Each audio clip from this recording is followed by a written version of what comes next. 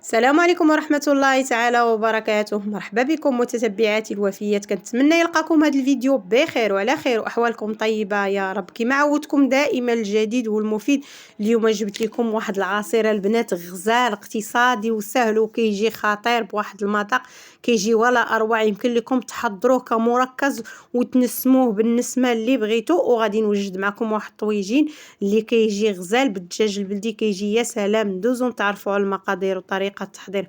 عندنا هنا الدجاج بلدي كما كتشوفوا، اللي كنديروا فيه معلقه صغيره ديال الخرقوم ومعلقه صغيره ديال السكينجبير. عندنا هنا كما كتشوفوا واحد شويه ديال الابزار، وغادي ندير واحد الضريس ديال الثوم اللي غادي نقطعوه غير هكذا طريفات صغار. غادي ندير عليه هنايا واحد شويه ديال زيت الزيتون، كيف يمكن لكم ديروا حتى الزيت النباتي. انا هنايا راه مخلطه ما بين زيت الزيتون والزيت النباتي. غادي ندير واحد الطريف ديال الحامض اولا مصير، راه كيتواتى مع الدجاج اللي غادي نقطعوا قطع صغيره، راه كيذوب ما كيبقاش باين نهائيا. كنقطعوا واحد القطع كما كتشوفوا على هذا القياس هذا، قطعات صغارين ما كيبقاش باين نهائيا. وكنضيف عليهم واحد نصف كاس ديال الماء وتقريبا واحد المعلقه ديال القزبر ومعدنوس، وغادي نردو كيتشحر كما كتشوفوا هو ودوك القشيوشات ديالو على المهل. هنايا بصيله هي باش غادي نخدر انا هاد الطويجين هذا. عندي هنا 4 ديال الحبات، وحده غادي نشلضها بهذا الشكل هذا مربعات صغيره، والباقي غادي نقطعهم دوائر هما اللي غادي ندير فوق الطويجين. غادي نقطعها كما كتشوفوا هكذا، والمتبقي غنديروا دوائر. الطاجين ديالي رانا رديته فوق البوطه حتى كيتشحر يتشحر مزيان. عاد من بعد غادي نضيف عليه هاد البصيله هذه. يعني انا درت بصيله باش كيجي هكذا معلك من الاحسن، يعني كيجي خفيف هكذا. اليوم النص في رمضان قلت علاش لي ما نديرش هاد الطويجين هذا هكذا بالدجاج بلدي. وراكم عارفين الدجاج بلدي يعني كيبغي المهل باش يطيب على خاطره. هكذا كنبقى نقلب فيه حتى كيتشحر مزيان. بعد راه كنضيف عليه ديك البصيله اللي شلط ونخليه حتى كيتقلى مزيان، ونعاود نقلبو على الجهه الاخرى. والنار راها منقوسه البنات بحال كيطيب على الفاخر. ها هو هنايا كما كتشوفوا راني قلبته على الجهه الاخرى راه تشحر مزيان. هنايا غادي نضيف عليه كما كتشوفوا دوك الدوائر ديال البصله. انا خضرته كما كتشوفوا غير بالبصله. الا كنتو كتبغيو الزبيب يمكن لكم تضيفوا معاه حتى الزبيب، انا هكذا عجبني غير هكذا بالبصيله.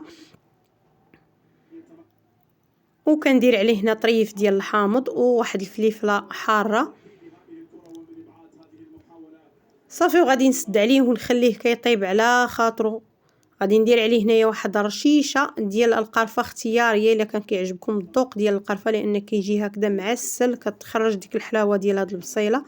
يعني الا كانت كتعجبكم المذاق ديال القرفه. ورشيشه ديال الملح بطبيعه الحال. غادي نخليه كيطيب وندوز نوجد معكم واحد العصير اللي خطير البنات، خطير خطير. هنا عندنا واحد البنانه بالنسبه لهذا القياس اللي غنعطيكم ديال هاد الحامضه كبيره، راه غادي تخرج لينا قياس ديال 2 ايطرو ديال العصير بطبيعه الحال. من بعد ما كنحكها مزيان بواحد الشيته، لانني غنستهلك حتى القشره ديالها غنستعملها بالقشره ديالها. هاد النوع هذا ديال الحامض راه متوفر دابا في السوق وموجود، استغلوها البنات راه غزال ما فيش المروره نهائيا. ديك القشره البيضاء اللي كتكون مره هاد النوع هذا ما مرش نهائيا.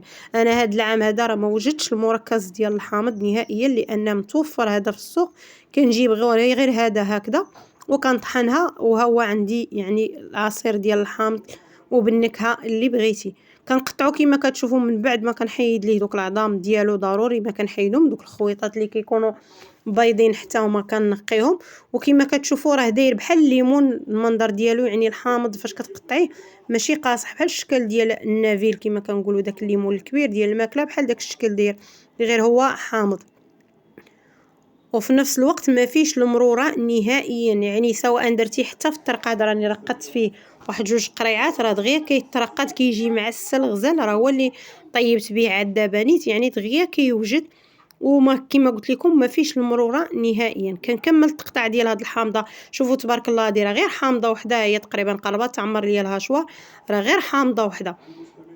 غادي نقطعها كامله هكذا. والسكر غادي ندير تقريبا ما بين 4 ديال المعالق كبار حتى ل5، يعني على حسب الذوق. الماء راه ما غاديش نضيف الماء بزاف، غادي ندير غير القياس باش غادي نطحن. انا كما كتشوفوا مشيت لكم غير السهل، راني طحنت غير في الهاشوار. الا كان عندكم الكاس ديال العصير غادي ديروا حتى هو غير الماء غير قليل حتى كطحن مزيان. عاد يمكن لكم تضيفوا الماء، ملي كنكثروا الماء ما كيطحنش مزيان. هكذا غادي نبقى نطحن حتى تنحس به راه طحن معايا مزيان ويذوبوا دوك القشور كما كتشوفوا ما كيبقاوش باينين نهائيا. هو راه كيجي مركز، راه يمكن لك ديريه غير هكذا وتصفيه وتحتفظي به في المجمد الوقت اللي بغيتي كتجبديه. هو هنايا راه عندي انايا الطحن، غادي نجيب واحد الصفايه بطبيعه الحال باش غادي نصفيه. ضروري هذا العصير ما كيتصفى لان فيه القشور، كنخوي عليه الماء هكذا كما كتشوفوا باش ما كتضيع منه حتى شي حاجه. عاد من بعد راني غادي نجيب واحد الكاس وصفايه وغادي نبدا كنصفي فيه. هو العصير ديالي كما كتشوفوا كنصفيه، راه كتبقى غير ديك اللبابه كما كنقولوا ديال الحامض، اما حتى القشور راه ما كيبقاوش باينين نهائيا، راه كلشي طحن وطالعه منه واحد الريحه غزاله. راكم عارفين البنان كيتواتى مع الحامض وما كيتاكسدش، يعني ما كيكحالش البنان هذا، واخا يبقى عندك حتى 3 ايام في الثلاجه ما كيتغير ليه اللون، ما كيتغير ليه المذاق، كيبقى غزاله البنات. كنكمل العصير ديالي كامل حتى كنصفيه كامل، وانا عاد كنضيف الماء من بعد ما كنصفيه كما كتشوفوا. كنعاود نخوي الماء على هاد القشور هادو هكذا وكنصفيهم، يعني حتى كنكمل دوك 2 لتر ديال الماء. عندي انا كملت هنايا لتر ديال القرعه الاولى. هاد الكاس نيت راه كيهز ايطر، غادي يخرج ليا 2 لتر، يعني هي عندي هاد القرعه وراه عندي في الكاس. غادي نسم ايطرو بالفريز وايطرو غادي نخليه هكا غير الحامض والبنان، راه كيجي غزال، كيجي فيه واحد الريحه كتحمق. هنا هذا نسمته بشويه ديال الفريز، وهنايا هذا ليطرو خليته غير بالمذاق ديال البنان والحامض، راه كيجي غزال البنات. يعني ما تتردوش وتجربوا هذا العصير هذا، راه كيجي غزال، يمكن لك تحكمي فيه كما بغيتي وتنسميه بالمذاق اللي بغيتي. اما اللون كما كتشوفوا راه كيجي غزال كيحمق، والريحه ديالو راه عرفتي طالعه منه واحد الريحه زوينه البنات. ندوزو هنا نطلعوا على الطويجين ديالنا. هو من بعد ما قربت نطفي عليه هنا، يعني قرب خصو غير يشرب واحد شويه. كنقطع واحد مطيشه دوائر وغادي نديرها من الفوق كما كتشوفوا، يعني هنا حتى طاب، راه العافيه منقوصه عليه هنا، راه قرب يطيب. غادي ندير عليه كما كتشوفوا هنايا واحد رشيشه خفيفه ديال القرفه. كما قلت لكم الا كنتو كتبغيو الطيبه ديال القرفه راه كتخرج ديك الحلاوه اللي كتكون في البصيله وفي يعني هاد المطيشه هادي. ما كنتوش كتبغيوها ما تضيفوهاش، يمكن لكم تضيفوا الزبيب الا كنتو كتفضلوا الزبيب. صافي وكنسد عليه ونخليه حتى كيتشرب مزيان. واحد السلطه خفيفه ظريفه، هنايا عندي خيار، عندي البنان، عندي التفاح، شويه الفريز اللي كنضيف عليهم واحد شويه ديال داك العصير ديال الحامض، يعني غير شويه، وكنديرهم هكذا في زليفات. كنفرتت عليهم تقريبا كل طبيسيل فيه واحد الحبه ديال الكركاع غير من الفوق.